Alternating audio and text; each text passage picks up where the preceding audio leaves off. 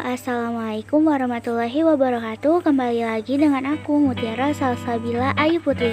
Nah, di video kali ini kita akan belajar bersama-sama lagi nih mengenai sebuah materi yang baru.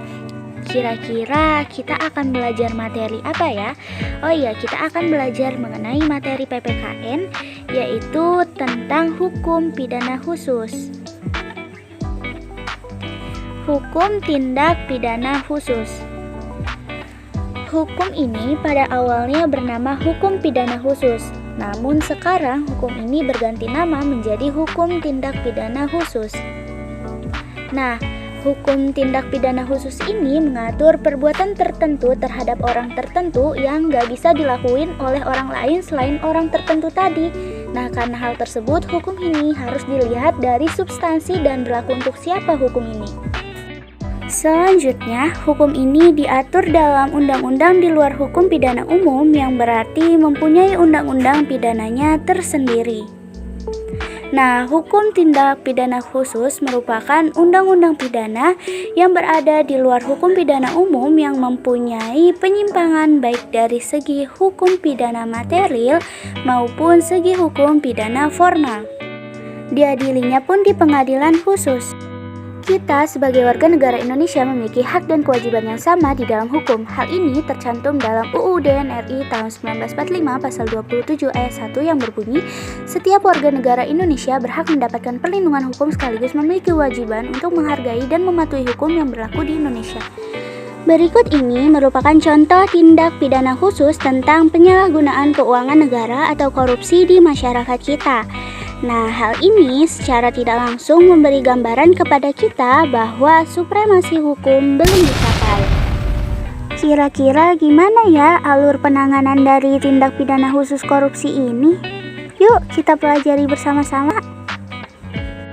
Yang pertama yaitu adanya masyarakat yang melapor ke kantor kejaksaan. Kemudian jaksa meneruskan laporan adanya tindakan korupsi.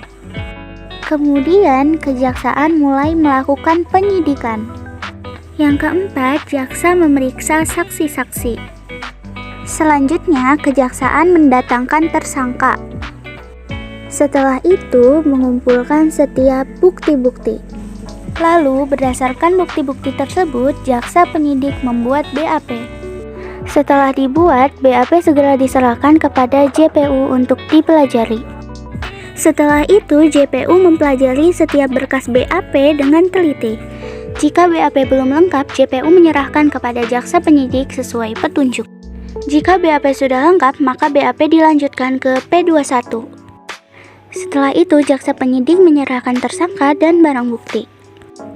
Setelah itu, JPU membuatkan surat dakwaan untuk segera dilimpahkan ke pengadilan negeri untuk segera disidangkan. Nah, setelah itu JPU ini akan bekerja berdasarkan pertimbangan fakta atau bukti dan peraturan perundang-undangan. Proses hukum ini dijalankan untuk memastikan kasus yang disidangkan benar-benar telah melalui proses hukum yang layak sesuai dengan undang-undang. Dalam persidangan kasus pidana ada 5 pihak, yaitu yang pertama hakim, yang kedua ada pengacara, yang ketiga ada jaksa, yang keempat ada terdakwa, dan yang terakhir ada para saksi. Nah, fokus kita kali ini adalah jaksa atau penuntut umum. Menurut Undang-Undang Nomor 16 Tahun 2004 tentang Kejaksaan RI, yaitu lembaga khusus bidang penuntutan pelaksanaan putusan serta kewenangan lain berdasarkan undang-undang. Jaksa diberi wewenang oleh undang-undang untuk melakukan penuntutan dan putusan hakim, sehingga hakim membuat putusan yang demikian dalam proses persidangan. Jaksa mewakili kita sebagai warga negara untuk memperoleh kepastian hukum. Selain memiliki wewenang, jaksa juga dituntut untuk berperan dalam menegakkan supremasi hukum dengan memberikan perlindungan kepentingan umum, menegakkan hak asasi manusia, serta memberantas korupsi, kolusi, dan nepotisme. Untuk itu, setiap warga negara Indonesia harus melek hukum karena dengan mengenal hukum, kita tahu apa saja hak dan kewajiban kita dalam hukum sehingga kita bisa menghindari terjadinya pelanggaran hukum. Alhamdulillah, materi kita sudah selesai teman-teman. Semoga pembelajaran kita kali ini bermanfaat. Dan aku punya sedikit pesan nih untuk kita semua. Jangan hanya menuntut hak, tapi marilah jalankan pula kewajiban kita sebagai warga negara.